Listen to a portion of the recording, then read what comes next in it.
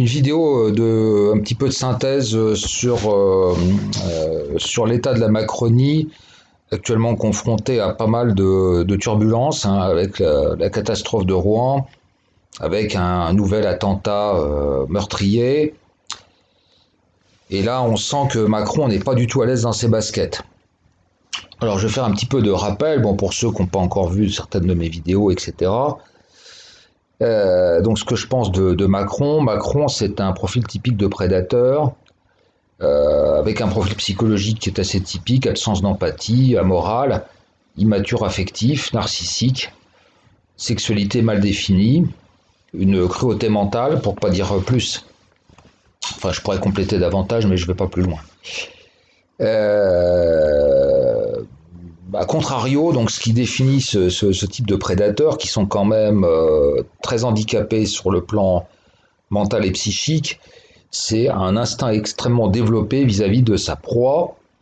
Donc il connaît par instinct les points faibles, il sait les détecter, les repérer.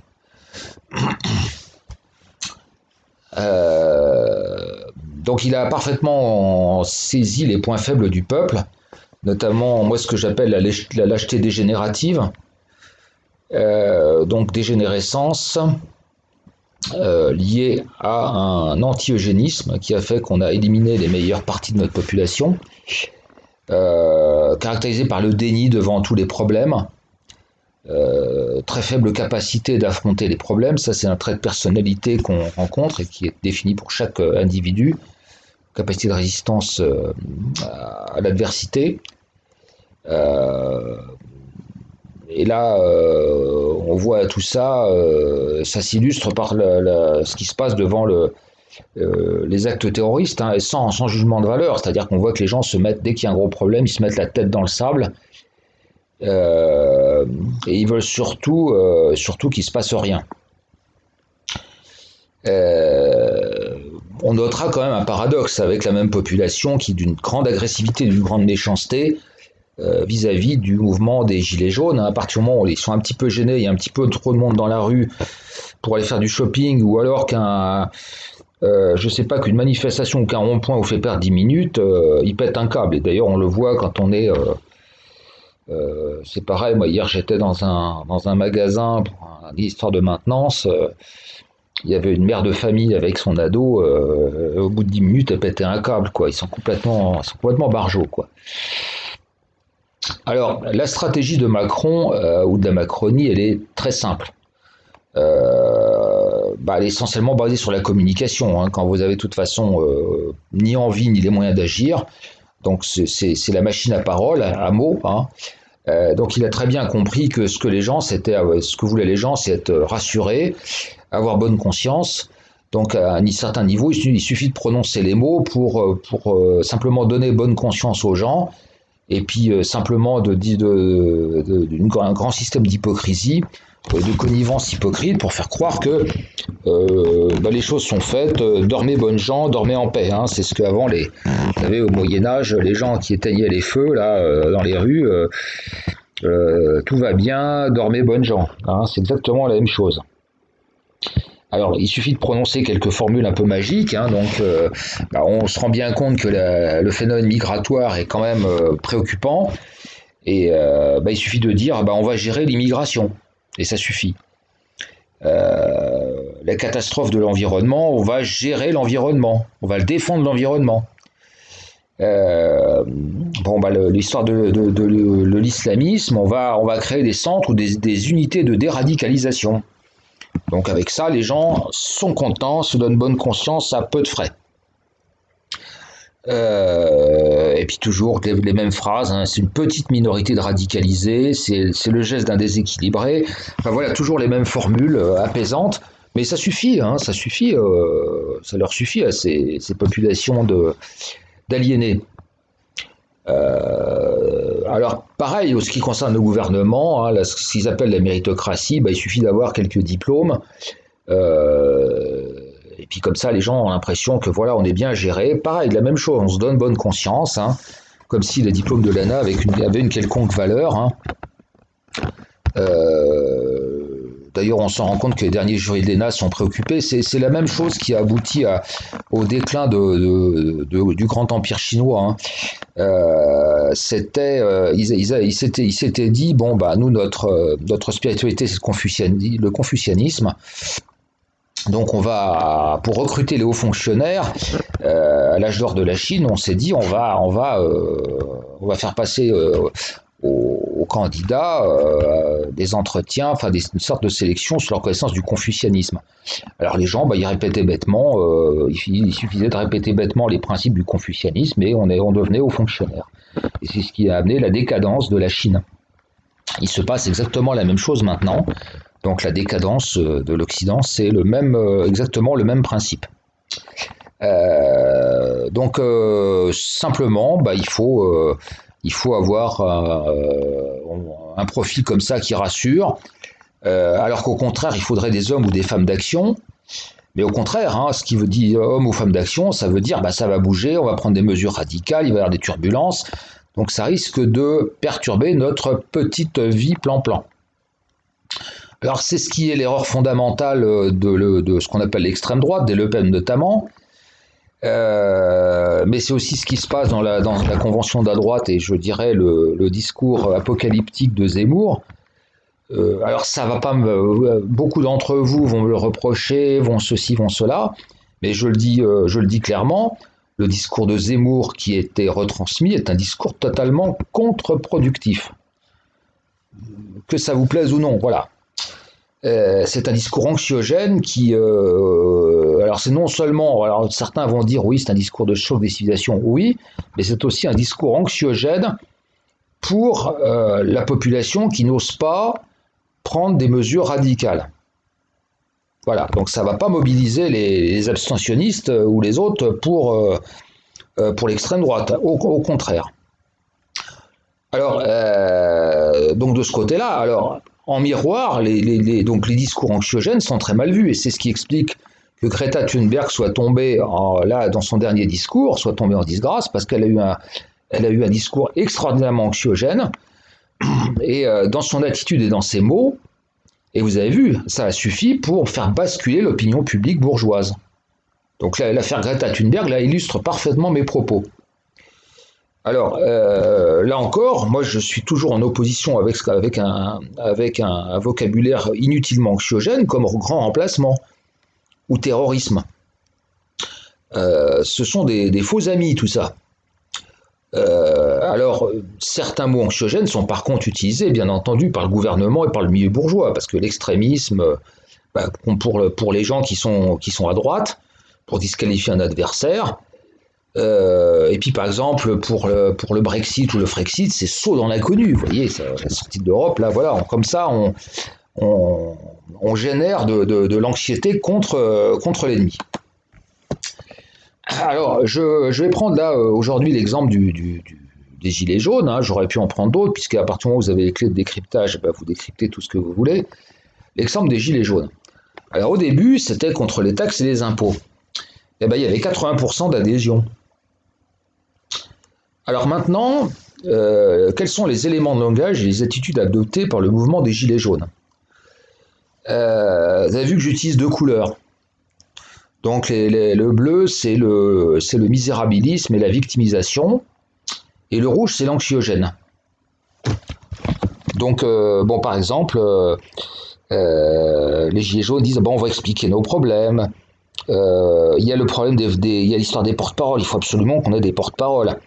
On est des victimes, on est des pauvres malheureux, on veut de la justice, on veut pas embêter les gens. Policiers avec nous. Il faut se structurer. Alors ça, c'est un langage victimaire, misérabiliste. Dans le meilleur des cas, les bourgeois n'en ont rien à foutre. Je crois que si vous n'avez pas compris ça, vous n'avez rien compris. On est dans un monde bourgeois, et ça, le bourgeois s'en fiche complètement. Donc, dans le meilleur des cas, il n'en a rien à foutre, et dans le plus mauvais des cas, le bourgeois, il aime bien tout ce qui est valorisant, tout ce qui est, etc. Tandis que là, vous avez c'est un discours qui pue la misère, qui pue la pauvreté, et qui sent mauvais les racines des petits bourgeois, parce que les petits bourgeois, ce sont jamais que des prolétaires qui se croient embourgeoisés. Donc en fait, vous ramenez les gens à leurs origines pauvres et misérables. Donc c'est très mauvais. Et ils s'en foutent. Ils s'en foutent. En quoi le petit français, petit bourgeois égocentrique, il en a à faire de votre victimisation? Absolument rien. Et au contraire, il y a des éléments qui peuvent générer de l'anxiété, c'est-à-dire c'est l'absence de structuration. Et c'est ce que disent notamment sur les plateaux télé, ils ne sont pas structurés. Alors ça génère de l'anxiété chez le peuple bourgeois. Alors le phénomène du RIC aussi n'a pas du tout été analysé. Alors il n'a pas été analysé parce que Chouard a été diabolisé, mais d'un autre côté, il faut se rendre compte que le RIC, pour le monde bourgeois, c'est mon Dieu, on va remettre des problèmes sur la table, l'immigration, le chômage, etc. En plus, on va tout le temps être obligé d'aller voter. Donc voilà, que des contraintes et que de l'anxiété. Donc contre-productif. Alors après, vous allez me poser la question, oui, mais qu'est-ce que tu proposes? Quelles sont les solutions?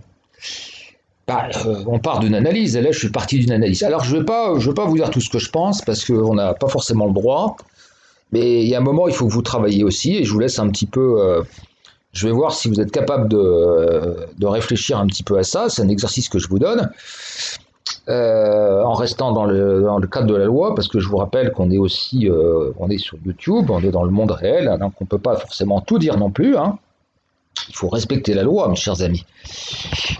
Donc les pistes de réflexion. Alors, le cadre, c'est que l'État, il a le monopole de la force et de la violence. On l'a vu en 1789, où il a toujours contrôlé les choses, avec le fameux marquis de Lafayette dont on nous rebat les oreilles, et qui était le grand garde-chiourme de la République. Toujours prêt à tirer sur la foule. Donc ça, faire le bras de fer avec les forces armées, il ne faut pas y compter. C'est une erreur. L'État, il repose sur son peuple bourgeois. Ce qu'ils veulent, ce sont des certitudes. Ils veulent pas d'insécurité. Ils veulent être assurés. Donc ils veulent connaître aussi les idées, ils veulent connaître les pensées de leurs ennemis, c'est-à-dire le vrai peuple. Voilà, alors il faut que vous intégriez ça, et à partir du moment où vous intégrez ça, vous réfléchissez aux solutions pour au contraire déstabiliser l'État macronien. Et in fine, faut en arriver à faire basculer l'opinion, c'est-à-dire faire de la Macronie le problème et non plus la solution. Alors en termes de communication, je vous donne quelques clés. Il faut absolument aucun contact verbal. Chaque mot a son importance, hein, écoutez bien ce que je dis, avec les médias, et que ce contact soit prévu ou sollicité, c'est-à-dire un rendez-vous, une émission, un plateau, ou un journaliste qui vous tend un micro. Il faut absolument zéro pour générer un maximum d'incertitude et bien entendu cacher les pensées, cacher les intentions. Il faut bien entendu reprendre une maîtrise sémantique, et quand je vois les gilets jaunes, ces pauvres nigauds qui utilisent les mots de l'ennemi, c'est affligeant, quoi. Donc le vocabulaire est riche, et utiliser des mots qui ont un sens, et pas les mots que l'ennemi macronien nous impose. Après, si vous avez un message à faire passer, la communication, elle est essentiellement non verbale, hein. Donc ce que vous voulez faire passer comme message, quel qu'il soit, il faut le passer en non verbal, donc en sensoriel. J'en dis pas plus. Alors, faire de la Macronie un problème, perturber la bourgeoisie, ça veut dire qu'il faut générer de l'incertitude, et il faut jouer sur l'équilibre tension psychique ou contre-tension psychique. Alors des actions, qu'est-ce que je peux vous dire? C'est que toute action remplissant les objectifs est bonne à prendre. Voilà. Bon. Réfléchissez, faites travailler votre cerveau. Il ne faut surtout pas de violence surtout facilement récupérable, qu'elle soit primaire, qu'elle soit ciblée. Alors on a l'exemple historique de l'anarchie, hein, qui pendant quasiment un siècle a commis des attentats, souvent ciblés, d'ailleurs très ciblés, et qui ont été totalement contre-productifs. À ce sujet, je voudrais dire qu'il est clair que les Black Blocs jouent contre le peuple. Ça, c'est une évidence. Mais moi, là, cette vidéo peut encore faire enfoncement de porte ouverte, mais je crois que les gens l'ont pas compris. Et les gilets jaunes pensent dans leur majorité que la violence des Black Blocs était une bonne chose. Ils en sont convaincus. Donc c'est vous dire comme quoi on peut être manipulé et on peut arriver à comprendre le contraire de son intérêt. Non, les Black Blocs sont contre-productifs, c'est évident. Voilà, j'en dis pas plus.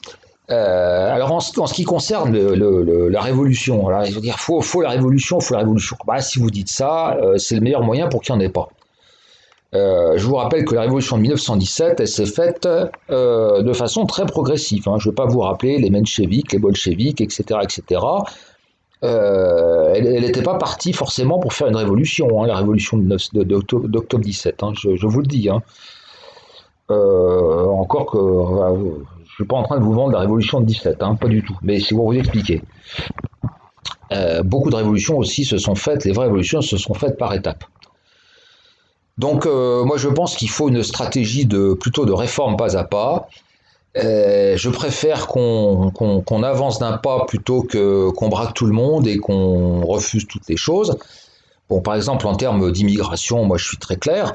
Je pense par exemple qu'il faut travailler plus sur la déchéance de la nationalité ou durcir les conditions d'obtention de la carte nationale d'identité. Plutôt que de dire il faut renvoyer les immigrés chez eux. D'abord, c'est complètement. Quand on a dit ça, c'est une phrase qui n'a pas de sens, qui ne veut rien dire, qui est absurde et qui n'est même pas réalisable. Donc, il y a un moment, moi, je préfère progresser pas à pas que de reculer. Et ce qui se passe, c'est qu'actuellement, on est en train de reculer parce que l'histoire des immigrés, le vieux Le Pen, ça fait 30 ans qui nous bassine avec ça, et on en est où? Ben, on en est que les migrants arrivent à plein bateau. Donc réfléchissez un petit peu sur l'échec de cette stratégie de l'aboiement, je veux dire la stratégie du marchand de poissons, quoi. Donc voilà, il faut être aussi parfois un petit peu intelligent. Mais bah, il est clair qu'il faut travailler là-dessus. Bon, je ne peux pas tout rentrer dans trop de détails non plus. Je vous dis, je suis quand même limité par YouTube, etc. Puis c'est aussi un petit peu à vous de réfléchir. Hein. Je ne suis pas non plus votre gourou.